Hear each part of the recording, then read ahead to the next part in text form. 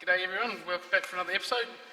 In this episode, you may have guessed from the last one, I'm going to do the fuel tank. So, as I say, I've already had one attempt, I wasn't happy with it, so I've drawn up another one, and we'll see how we go. It should be alright, should be better than the other one, but I'll show you what I've got going on in Fusion here. So yeah, this is what I've got drawn up. Basically, you can really see that bit in there sort of follows the shape of the chassis. If we get rid of the tank side, you might be able to see it a bit better. So it's all baffled inside. Now for some reason it won't let me copy this one to put it over there, so it's a true representation of what's going on. I don't know why, but it will not let me. Seems a bit silly. So yeah, been jamming away for a little bit. I've got a few bits made, well pretty much got all the bits cut out. Pretty sure that one part of it is wrong and I projected the wrong lines when I done my flat pattern. So I think some of the middle bits I'm probably going to have to recut, but you know, get there with the big jobs. The baffle bit you can see there.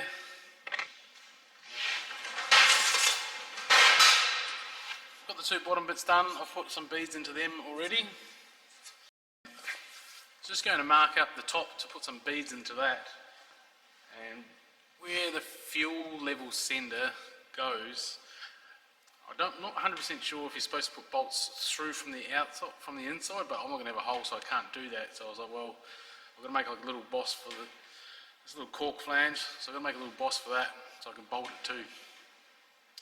I sort of need to get all these bits so I can lay out the bead on the top panel so that it comes around, going around and then sort of around everything and then around, so it sort of follows around, if you know what I mean. You'll see what I mean when I actually draw it up. So, taking a leaf out of Alex Steele's book and doing things you possibly shouldn't do on a lathe,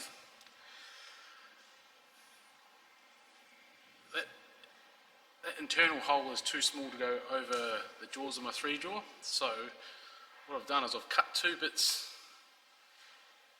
of, I think it's like 12mm alley.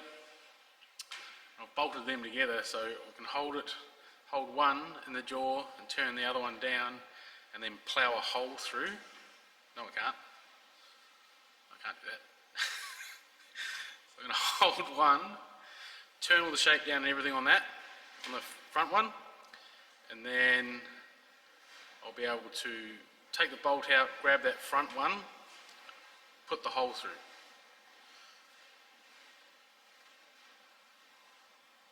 Easy. So we'll get stuck in and I'll whip this little doodad up, and then I'll be able to get the measurements for that, mark it out in the corner, and then I can run all my beads around. Alrighty, well that's that bit all made. Got it all tapped out. Now you might be able to see there, I'm pretty glad I made that piece because my original plan was just to drill and tap into this 3mm alley, and then I thought, well, maybe that's probably not quite enough threads. So I went ahead and made that. I'm glad I did because you can kind of see there, these top holes, they're not a perfect start. They're actually on the piss. So if I had have just got that gasket and marked and drilled and tapped like I was planning on, then like this little arm, that has to go pretty much a 45 degree from the corner into the tank for the float to work. So dodged a bullet there really. Bit of luck. So anyway, next step is I'm going to, my filler neck bit hasn't turned up yet, but I know it's 2 inch, so I can mark that. And now I have the diameter of this piece, I can mark that. And I can do a bit of a layout on the sheet here for how I'm going to do my bead rolls. So we'll get stuck into that next, bead it up. Alrighty, well that's all bead rolled up. It's okay.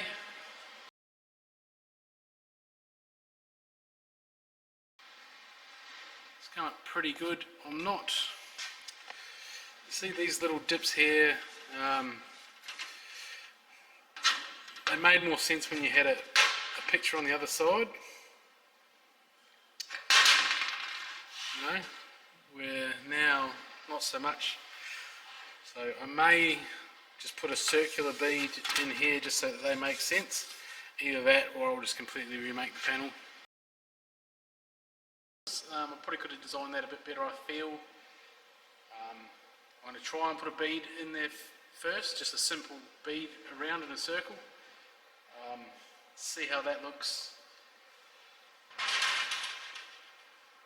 Otherwise at the end of the day it's just a fuel tank. No one's ever going to see it, except for a few hundred of you guys out there watching. I think on this side where the fuel level gauge is, it makes more sense because it's actually closer to where it is, so it looks like it's following it. The other one, I was just trying to keep it symmetrical, but I feel maybe that wasn't the best move. Alrighty, well it's the next day and I've slept on it, and those who have been following along for a while now probably know what has happened. I decided I did not like that top, so I have made another one.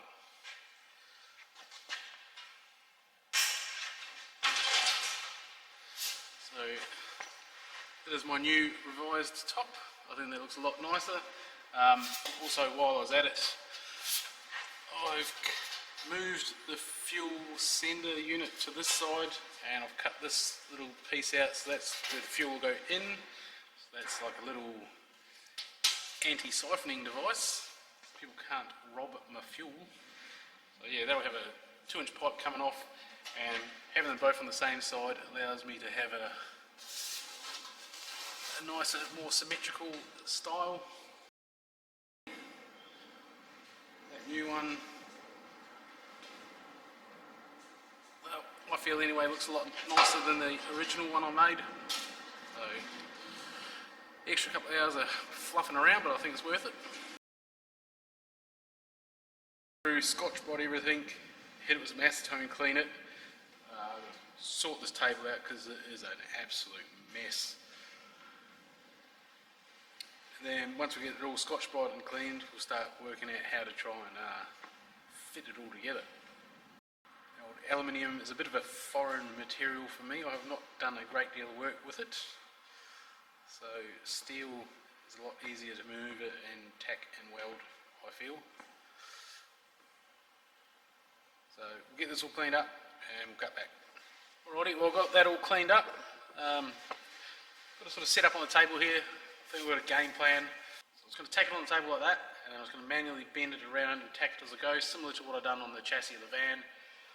So I'll get it along the back and then both ends. I think as suspected, I'm pretty sure that these parts, when I split them up in Fusion, I must have used the wrong bits. I'm pretty sure they're not going to work, which isn't too much of a major. I can just change that and cut them out. So I'm going to get that tackle on the back, curve it around both sides, and then build the middle bit before I bring it around and close it, and then we can put the baffles in and then the top. Alright, well I've been at it for probably a good hour, or probably a couple of hours actually. It's going pretty good, getting it all on and tacked up. So these two pieces ended up being fine. This bit that goes on top does not fit very good. Let's see.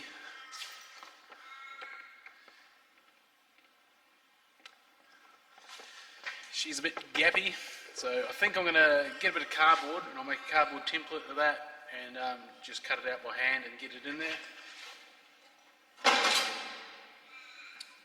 The width seems pretty good. Up this area, I may even just chop it out on the plasma table with a bit of green and then I can mark it out. I can use that one to do a test bend to make sure that the length's good. With like the baffles in there, so I think once I've got the side all the way around and that middle piece done, I'll move on and actually tack that baffle in. I'll do that last just before I put the top on. So I was having heaps of dramas when I was doing the tacks, they were real dirty, and and I thought it was just this aluminium I'm using because it's a sheet that's been around for probably about 6 years. It's moved down from Hopetown up to Perth, and it's, see, you can sort of tell I've hit it all with a DA sander because it had coffee cup stains and all sorts of crap on it. But I'm going to be painting it, so I'm not too concerned. I'll fold the sides around and then we'll get the baffle in. Alright, well, fast forward a couple of weeks and I started trying to weld that other panel and it was just blowing in pieces. I think the fact that it's been kicking around for 6 years and used as a workbench and just wasn't bueno, so I ended up getting it recut. I sent off some laser cutters and got it cut out of some new aluminium. So I think I'm back to where I left off, but you can see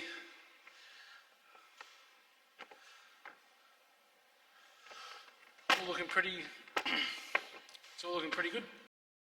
I am still struggling with the aluminium. I've done aluminium in the past and it hasn't been too much of a mission, but I don't know what's going on at the moment. Same with the machine. I just got a new bottle of gas. I don't know if it's that, but the internal fillets, like the fillet welds, aren't going the best. So when I had it cut out, I also had these couple of bits cut out as well, so I'll fold them up and I'll use them to practice on and I'll make a nice dice, or maybe a nice dice. So pretty much that will determine as to whether or not I actually weld up the tank or outsource the actual welding. Spent a lot of time and effort getting it fabbed up so it's nice and decent, and I really don't want to screw up the welding and have it look ugly. So we'll bend these up and we'll use that as a bit of practice, play around with the machine. Done some beads just on like the flat, and that's come up like good. So I don't really know what's going on, why these corners have been such a pain in the ass.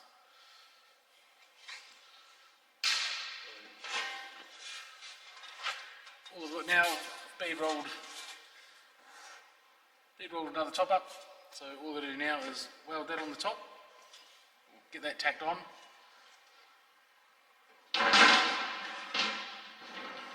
So get that tacked on and then I'll fold up that dice and we'll have a bit of a play and see how we go. Alright, well, another couple of days has passed and I got to the bottom of my problem. So it turns out I had a contaminated gas bottle. For those that are interested, I have a job. Yay! I applied for heaps of jobs, like Tool Mart, Sydney Tools, just crickets, didn't hear a word back from anyone. Maybe don't want to hire a middle-aged old man. But I've got a job at 360 Sport and Custom, so they're actually only 9 minutes from where I live, and they're building another metro as well, which is pretty cool. Yeah, so working, just making panels for cars and stuff, which is pretty awesome. So, this was the previous dice.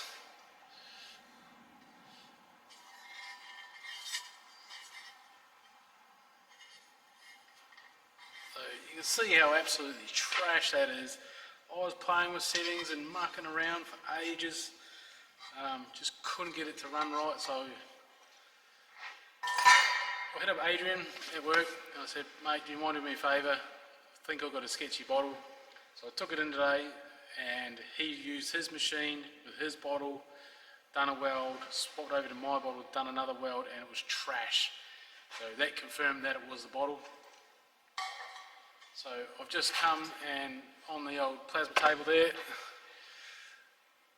out of a janky old sheet of aluminium, cut out another dice and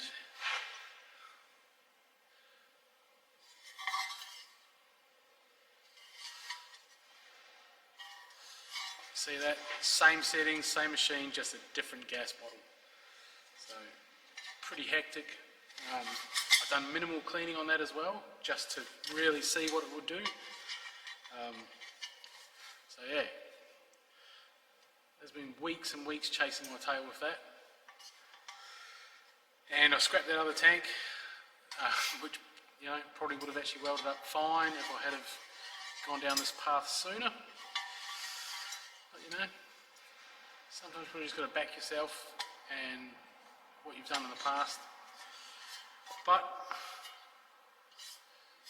your 7-year-old daughter's now got a big aluminium dice to play with, and we can kick on.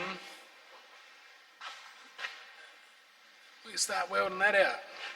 Once that's welded out, with the wiring harness on the chassis, it really just needs power adding to the ECU, and then run the fuel lines, and we should be able to actually start the engine. The first time in a long time that engine has started, probably like 2 years.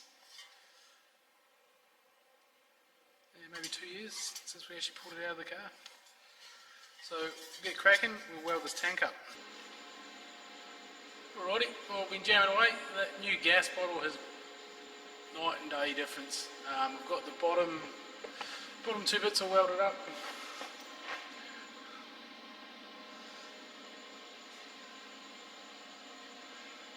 So these little fillets inside were a bit challenging. The only real aluminium fillets I've done in the past really has just been going around tube and stuff, you know, so not the prettiest, you know, not like the old Instagram stacking dime stuff, but there are some parts that are pretty tidy. So now we'll just jam around the top and then we can start welding the fittings in. Alrighty, well, I have the toppers all welded on. Looking pretty good. This little end weld here, that one there turned out right. So I'll just drop the fuel sender unit in, because remember the holes are all funky, so making sure that that's going off and missing all the baffles and everything.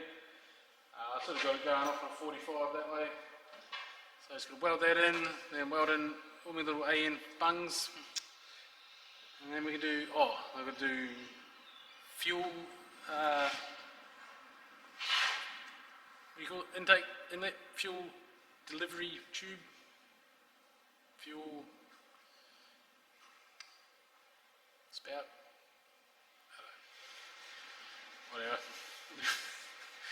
So got that top there.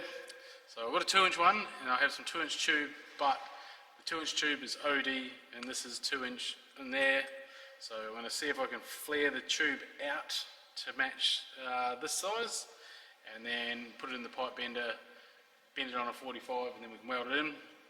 So I'll knock all these out, and then we'll do a bit of bending and see if we can flare that tube out, and then we'll be able to pressure test this thing. Alright, well, we've got all those fittings welded on. Now it's time to do the filler neck. And my plan is, I've got this rivet die, which I had made. Now, I had a whole bunch of these made up. If you follow my other one, which you probably don't, Orlando Industrial Studio, where I do all my riveting stuff,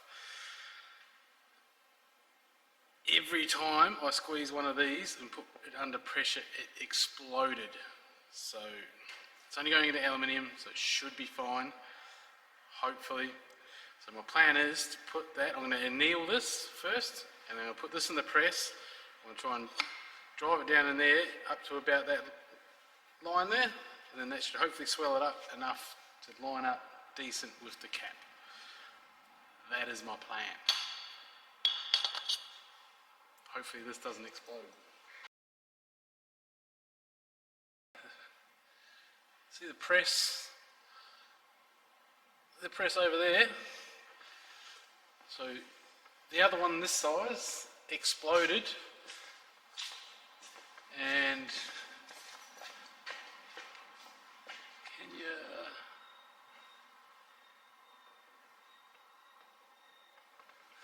it's hard to see, I've got a light bulb in my eyeball. There's a mark in the door that's actually pierced through the door. That's how savage it launched across the shed. So, the scary stuff. So I figured I'll film this just in case I die. It'll be one of those weird snuff videos.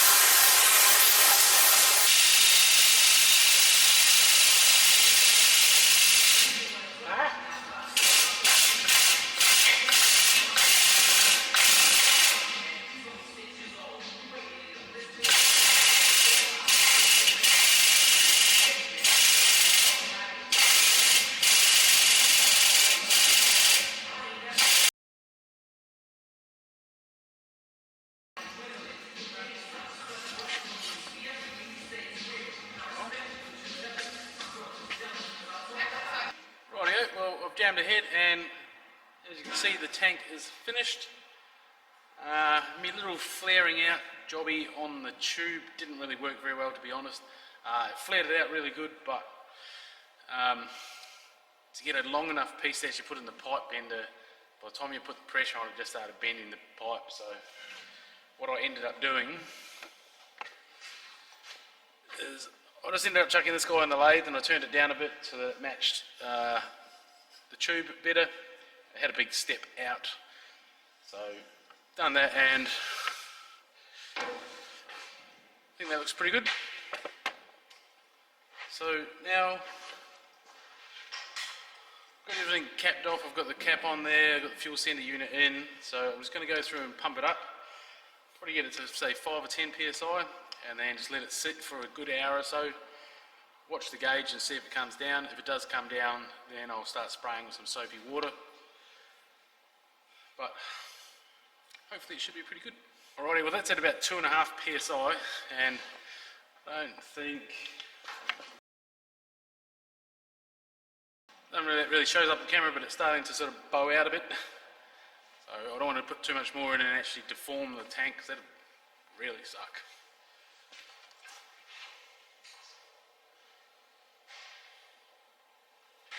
So yeah, I'll just let that sit for a good hour, and if it doesn't move, I'm going to call that good. If it doesn't move, I might just spray it with some soapy water and just double check, but I'd say if it's at that pressure an hour from now, it should be good. Well, that's been about half an hour. Unfortunately, the gauge has gone down a smidgeroo, so there is a leak somewhere.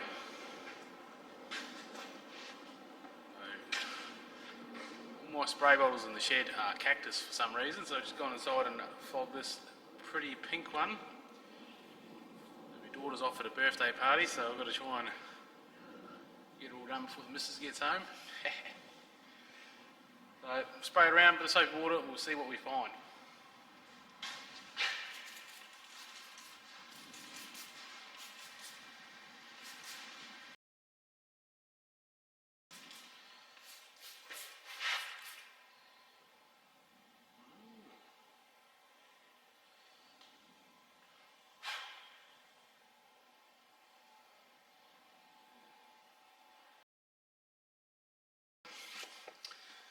So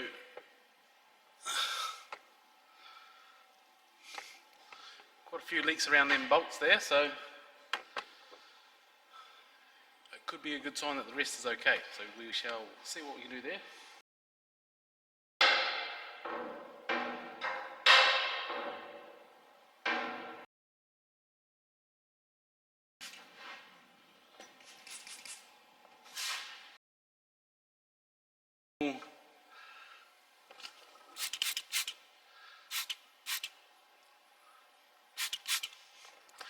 One very small leak there,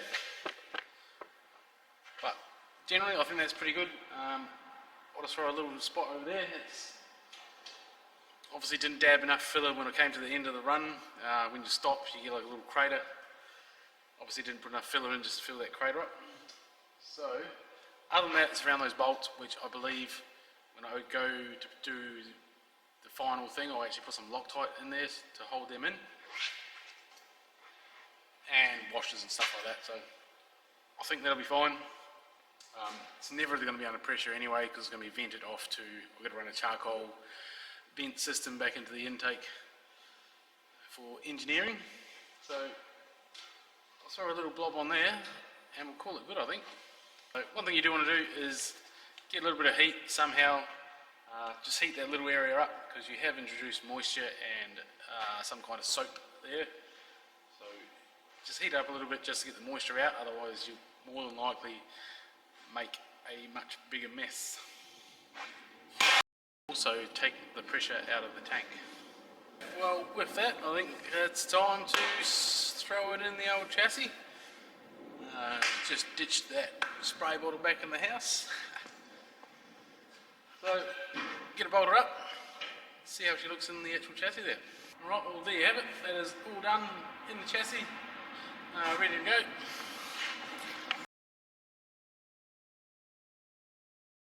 battery has moved. I'm not 100% sure it's going to stay there. It is pretty close to the exhaust, which isn't great.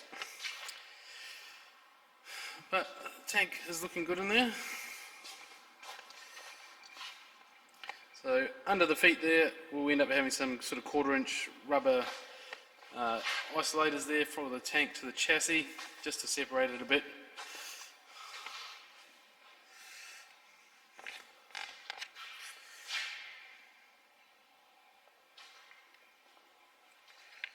It was a mission getting to this point with that dodgy gas bottle I had. You know, it cost me a fair bit of money and delayed time, which was a bummer, but we got her at the end, and I feel this is the best tank out of a lot of them. Now, some of you may have noticed also that big hump going through the middle. So the tank on this side goes past that hump, so there will be probably around 8 litres or so of petrol on this side that will never get pumped out because it just can't get to where the fuel pump is. But from underneath the van, will look the same height, and just look better. The first one I made sort of came up and stepped over, and from under the van it looked absolute rubbish. So I'm willing to sacrifice just having petrol in there. As you drive around, it's going to slosh around. It's not like it's going to be the same petrol there for 20 years, if you know what I mean. It's not going to go stale.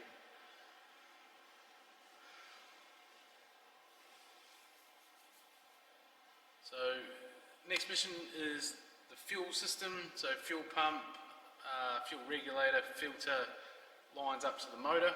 Get all that dialed in. I'm actually going to mount that to the tank and have it basically as a bolt in out situation, so the fuel pump and everything will come out with the tank. And then basically once the fuel lines are done, just got to run power to the starter motor. I've got the engine harness back from Dirty South Race Engineering, so that's all been modified to a standalone system, so it's got to hook power to that. A few other things, trying to think what I've done. Got the handbrake cables in there, I don't think that was done last time. I've mounted all the brake lines. So see there, I don't think that was done last time either. A few little bits and pieces, you know, like doing the old Monday to Friday dealio. Just try and do little bits and pieces. After working that, also, I don't think no. So, that was last weekend. So yeah, last weekend I done the lead on the rear quarters there. I didn't film it because I've already done one on doing lead on the roof, so I figured I didn't need to do another one. Yeah, so really they've just got the lead on the front corners to do, but I need to get the pillars and everything 3D scanned before I can weld everything back on. So if you've made it this far into the episode, as always, thank you very much for watching, and we'll see you on the next one. Boss.